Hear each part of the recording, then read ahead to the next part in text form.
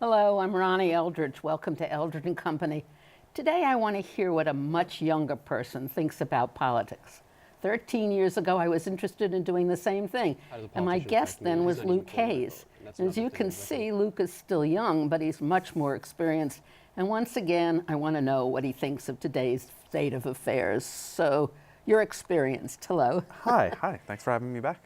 Thank you. I'm delighted, and I'm looking forward to this. You're more experienced. Tell us about your experience. You had just come back. You just graduated from Vassar, and you had spent the summer, I think, working for a congressional campaign in Virginia.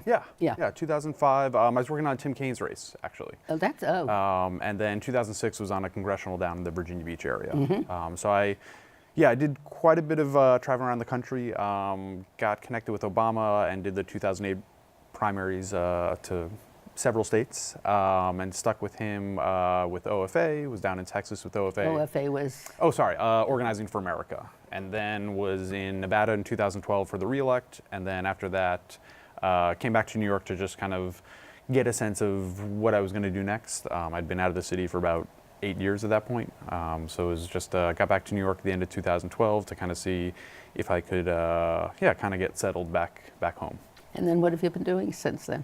A couple of different things. I got hooked in with immigration reform push in 2013 when circumstances were a little bit different, a little bit more optimistic. And then, try my hand with, Obamacare launching and getting with an enrollment company then, and then worked for the New York City and the IDNYC, the ID program, which was a fascinating experience, working with a lot of different nonprofits and immigrant groups around the city. And then worked with Understood, which is an education nonprofit for parents of kids of the 1 in 5, they call them, learning intention issues, so dyslexia, ADHD, things like that. How do you do that? It was, I learned a lot actually with Understood. It's not a lot of people know about it. Yeah. And it's the prevalency, it's one of those, it's a non-cognitive disability. So, you talk to the kid. But how do you find the parents? How do we find the parents? They search us out. It's a website that we do a lot to, Google searches and things like that to draw traffic. There's a kind of a smaller ecosystem of groups that are oriented towards parents of, the 1 in 5. But Understood is really kind of, made its presence felt in the last few years to really kind of coalesce and get a lot of expert vetted content to really make sure that parents know, like, what are the next steps? Your son gets diagnosed with dyslexia. What are the ways that you can help, him, learn to read? Is it connected with the special ed and the Board of Education? No, it was connected with actually the National Center for Learning Disabilities, and kind of an offshoot from that. And the idea was, it doesn't get addressed a lot in schools. So you kind of have a very kind of black and white system where you're either general ed or special ed. But within special ed, you run the gamut of children with cognitive disabilities, on the physical disabilities, on the autism spectrum, and then a child with dyslexia and ADHD, and like all those different, things going on don't have a lot in common other than they're not, whatever general ed is defined as. So the 1 in 5 really kind of had to engage. Carved out its own. Exactly. So you're a master organizer because all of these programs involved what we call outreach. Yeah. And that's, organizing is, it's, it takes a lot of work. I think the big thing is just trying to find, tap into people's self-interest and really kind of get them to think about how that self-interest can help with kind of a larger cause. But you didn't finish your experience, your political experience. You just came off another campaign. Yeah. Why did you go back to a campaign? I think post-Trump, a lot of people, kind of were thinking, being on the sidelines, like, you got to get a little bit more engaged. Ever since 2016, it kind of in my mind, like, I got to get involved.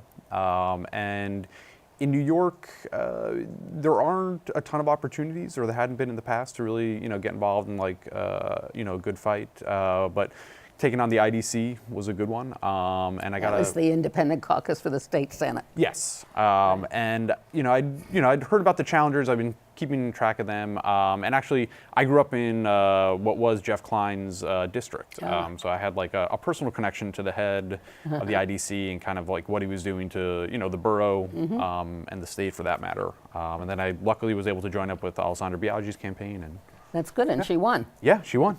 She won. And now what? You're thinking about what you're going to do. Yeah, I kind of, now that I'm back in the game and campaigning, it's, yeah. Seductive. Yeah, exactly. That's a good word for it. So I'm trying to figure out kind of what's next to plug into, whether stay in, city politics or state politics, and there's a lot going on. I feel like there's a lot of movement, from the left movement. So just trying to see what to tap into and where to kind of make my name. I want to go back to your Obama experience, and then when you worked for Organizing for America, did you sense there was going to be a backlash? I think a little bit. There's always, I think with any sort of political gains, there's 2 steps forward and 1 step back. I don't think in 2009 I anticipated a Trump-like figure coming along, but I think, the more reflecting upon it, the more you can kind of see the seeds of it. I think there were elements of the Tea Party that really kind of pushed a kind of populist and nationalist element. That wasn't like universal, but there were elements I think that were there that just I think kind of cascaded a lot in a lot of ways, and really, Trump struck a nerve with a kind of certain demographic. But in addition to the backlash was also the candidate, the Democratic Party candidate. I think it was almost like it was waiting for the opportunity. If it had been a different candidate, it might have had a different result. Yeah, and I think aside from the election. Yeah. I think in a lot of ways, I think there's kind of with what Obama did do and what he failed to do, I think there's a kind of general unrest and anger out there. That's something actually that, the Obama people saw, in 2009, 2010. They would have focus groups of people that voted for Obama in 2008 and then voted for, the Tea Party candidate in 2010. And and these focus groups are like, why? And it's just like, the Great Recession really has had lasting impacts on a lot of people. There's one anecdote where it's like, a guy in the focus group said, I lost my job, my pension, and my daughter's like education fund. And it's like, I'm gonna fire every politician until I get back what's mine. And you understand that anger, and I think a lot of those grievances weren't really addressed effectively. So I think it's, Obama and the Democrats tried. I think they did a lot of good work, in those 2 years with the majority. But then, I think a lot of people just didn't see that impact. And it was also hard when you had the Senate majority and the Senate majority leader announcing nothing was going to get done. Yeah, really. I mean, the opposition was never gonna. But at the same time was this disgust, basically, with the Congress, generally, right? Yeah. I mean, they weren't getting anything done, and of course the Republicans contributed to that. So do you think the IDC was so successful because it was so clear that what these people were doing was really harmful? I mean, this was a group of Democrats who were elected, but who voted with Republicans in the state Senate, giving the Republicans the majority, right? And therefore held up some legislation and just generally didn't represent what the voters wanted. I understand in some ways the role they tried to serve, but it was a very kind of manipulative game of saying, we'll give you 2 of the 10 things on your wish list and just be happy with those 2. And I think they made a very concentrated effort to kind of highlight, here are some good things that we passed. I'm not saying they were universally terrible, but they tried to keep your focus on what was passed and not what was being held up. And I think at a certain point, what's being held up just becomes too great and too kind of needed. In addition, they were getting more money, right? And projects that they wanted. Money in the district helps. I think that the cynicism that is with too many politicians is so destructive, and I think maybe it's beginning to be absorbed more by general. I don't know. I always had this motto: when in doubt, resort to principle. When in trouble, resort to principle. And too many people don't do that. They're always conniving, and it's a game, and it's time to stop, right? I think a lot of the electorate on both sides kind of universally, I think, picks up on that. And I think there's a little bit there's a slickness, I think, to certain politicians of like, they rationalize, I think, to your point, giving up principles. And I think that's why, some of the new movement on the left and the right, where these primary challenges come out, is because I think people are just tired, like, I think, and that's one thing I think we've seen with past politicians. They respect someone who's like, I disagree with you, but I'm not going to like change my position just to get your vote. And I think, Americans respect that to a certain extent, or a certain amount of Americans respect that. So we talk about the left and the progressives. How many of the progressives do you think are pragmatic progressives? I think we'll, I think the definition of what progressive is and what pragmatic is, I think varies depending on what angle it's coming from. What is the definition of progressive? You know, it depends on who you ask. I think progressives, you know, people in the progressive movement define themselves as kind of, I think, trying to expand the social democratic welfare state. I think those further to the left may say they're using kind of neoliberal tactics to achieve that, which I think there's some validity to. I think progressives kind of, you know, more recently I think are really trying to play up the intersectionality of like race, class, and gender, and kind of the effects that has, you know, and how it can compound itself. I would say for the pragmatic element, that's a good question. I think pragmatism too often is used as a ruse to kind of shield people from, you know, trying for a good fight. But you have to differentiate the pragmatism from what the IDC was, for instance. I don't mean that kind of. I guess I'm thinking about the next presidential election. It seems to me there's common sense that has to be involved in the selection of a candidate. And I'm just worried that too many progressives won't see that. Is that a valid fear? Yes and no. I think it depends on like what they're willing to negotiate on. So I think, you know, Medicare for all, like, you know, universal health care in general is something that I think myself and many people support. I think there's a couple ways to achieve that. And I think that's where there's maybe some negotiation. And I think, you know. Mean when you say Medicare for all, you mean the insurance so that everybody is eligible at reasonable cost. Exactly. Right? Like everyone has access to affordable health insurance. And I think, you know, I think you've seen elements of this, you know, Bernie Sanders, I think, is a, you know, prominent example of, you know, what he was pushing for and kind of where the Democratic platform was for Hillary Clinton's campaign in 2016.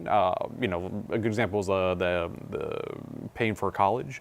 It wasn't, I don't think that the platform advocated for universal free college, but it did put in several measures that I think went in that direction. And so I think some progressives are to stretch the policy out for the response in that's maybe more moderate, right? Yeah, I think it allows for, you know, I think it allows for a little bit of space of maybe the universality of it, or maybe the expansion of it isn't as, you know, all-encompassing. But I think it shows kind of like a step towards that goal. And I think that's where some pragmatism can be helpful. Of, you know, maybe you don't get everything you want in that one fell swoop, but you get, you know, a significant movement in that direction. And you still have the goal of wanting the up. Exactly, Right. exactly. I think that's something to keep in mind too, is like that goal remains. Right. You know, you don't give up on, you know, universal coverage or universal, you know, free tuition. The definition is really important, I think. I mean, I consider myself a liberal, but then when you talk about the progressive intermixing of race and class, I don't know if that's really an old liberal tenet or not, but I believe in that. But I don't really want to call myself a progressive. I don't know why. It bothers me. No, it's, I think in liberal, I go back to Roosevelt. And so it's amusing to me when you have socialism and this talk about, oh, that person is a socialist because they believe that everybody should have health care. I mean, that was what Roosevelt, the 4 freedoms that he had of all that kind of stuff. So that's, I guess, I think it's the generation. No, totally. And then, like, last year I joined the Democratic Socialists of America, just because I think, you know, it's kind of thrown around as like an insult, but I think it's such a generational gap where it like It's so ridiculous. Stirs up, you know, images of like 1950 bread lines, and it's just Right. like so far removed from, I think, where people's heads are at, and I think what people fear that, you know, it's, yeah. I grew up in a generation where the communists and the socialists, you know, were fighting each other. Right. And I always had difficulty understanding what the rage is between all these people. So I wish we had fewer definitions, but more. Yeah, no, I hear you. I think, you know, whatever label you use to describe your political ideology, I think there's a lot more commonality that can be achieved, you know, on the left, whether it's as a democratic socialist, a progressive, or a liberal. I think there's a lot of themes that they could unite around. Why do you think Cynthia Nixon ran? Do you think she thought she could win? I think so. I don't think you take on such a challenge to, you know, just as like a quixotic sort of endeavor. I think she knew it would be hard, I'm assuming, just because Cuomo had name recognition, a lot of money and, generally, had gotten things done in New York. But I'm glad she did run because I think there was a lot of issues that, again, hadn't really been addressed. And I think, I think that was a good example of a healthy primary where, policies and issues that, need to be addressed in New York were brought up repeatedly in a way that, I think got people to focus on, no, things could be better. There are policies that could be better in New York. It's such a New York thing. I was thinking about it because Andrew Cuomo, I think nationally, you could not attack him as far as not being liberal. I mean, on all those major issues, he's there. So it was a whole personality and details and technique, maybe. I think he'd gotten, a couple policies passed, on a couple of issues, but I think there were also ones that needed to be refined and better. Yeah, and I think he could have fought for more or, gone out on a limb a little bit more. And I think you saw, with Cynthia Nixon and with the IDC challengers, there was more talk around some of these issues that we could go a step further. Especially New York, I think, sees itself as a, progressive power, in the country and really a leader. But the reality is we're not. No, and I think that was kind of a wake-up call to a lot of people. Yeah. But that's what the mayor thinks he is. Yes. I think he's seen himself as a, kind of an urban progressive and trying to kind of really get these issues out there. I know. The Working Families Party. I mean, I was never a fan of the Working Families Party. That's partly because I grew up in the reform movement within the Democratic Party. I want the Democratic Party to be my party. I don't believe that a third party basically really right now is going to manage to be successful on its own. So I never joined it.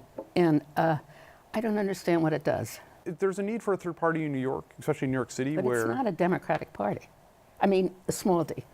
Okay. I think there's more nuance to that. I think if you look at the Democratic Party in New York City, there's 51 council members, 47, 48 are Democrats.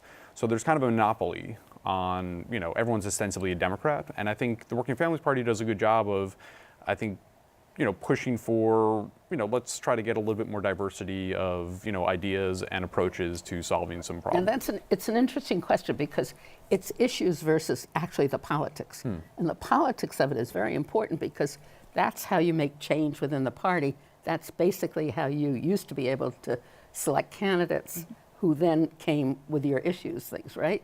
We don't have that anymore. The parties in the city are, well, they're not what they should be. Sure. No, and I think there's... In each borough. Yeah. So you take yourself out of that, you put yourself into the Working Families Party, you've given up on the internal making.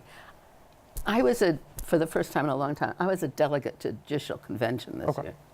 I was just appalled at it. People would be nominated and then they'd get up and they'd say, I'm very honored, blah, blah, blah, but it's not my time, I decline. What do they mean by that? They mean that the county leader says it's not your time. Yeah. What?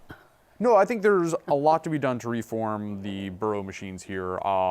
And I think, again, the value of the Working Families Party and some other, left of center third parties in New York City is that without it, you just get stagnation. And I think when you don't have competition, when you have just, more or less a monopoly, which is what happens in New York, is you just get kind of, a lot of, bland sort of policy proposals that do just enough. But I think there's so much more that they could do. And I think having kind of pressure from the left, from parties, because the Republicans aren't going to do it, especially in New York City. But you were so successful in a Democratic primary. And if I never heard before, when I was younger, of a political organization, the official Democratic organization, of supporting a candidate before the primary. They shouldn't have, because the primary is to select a candidate. Yes and no, but I think part of that goes That's what happens when you don't try to reform it, is what it really is. Right, but I think in order to get access to power, like a good example is right now we have closed primaries here, right? So it's like, I think there should be open primaries. I think it shouldn't matter what party you belong to, you should be able to vote in whichever party's primaries. And I think that's part of the reason the Working Families Party set up this sort of push against, the IDC members was because they need to find the candidates, but I think they need to kind of first establish that these weren't actual Democrats. And I think part of the reason they did that was, again, they couldn't nominate someone, on their own party line because, well, they did, but like, they couldn't get into the Democratic primary because of the closed nature. And I think, not ironically, but I think a lot of times it's like you got to play the game in order to reform Well, they it. were in the Democratic primary, right? Right. Yeah. So electoral reform, Yeah, yeah. New York's very, very behind on it. right? Yeah, I'm hopeful. I think with the new Democratic majority in the Senate, a lot of good stuff, has been tossed around. There's automatic voter registration. There's early voting. There's open primaries. There's a lot of, I think, reforms that could happen that will just make the voting process easier. So much easier. And having worked, I saw this firsthand in Nevada in 2012, where they have early vote, and they do it. They kind of rotate throughout the county, and you don't have to vote in your precinct, which is really nice. So you can be at the grocery store, and for 3 days they'll have something set up at the grocery store or the local YMCA or whatever it might be. And I think in 2012, 70% of people voted before Election Day. So just how interesting. it reduces lines, reduces the demand. From a logistical standpoint, running GOTV for an election, if 70% of the vote is already done, it makes it a lot more manageable on Election Day.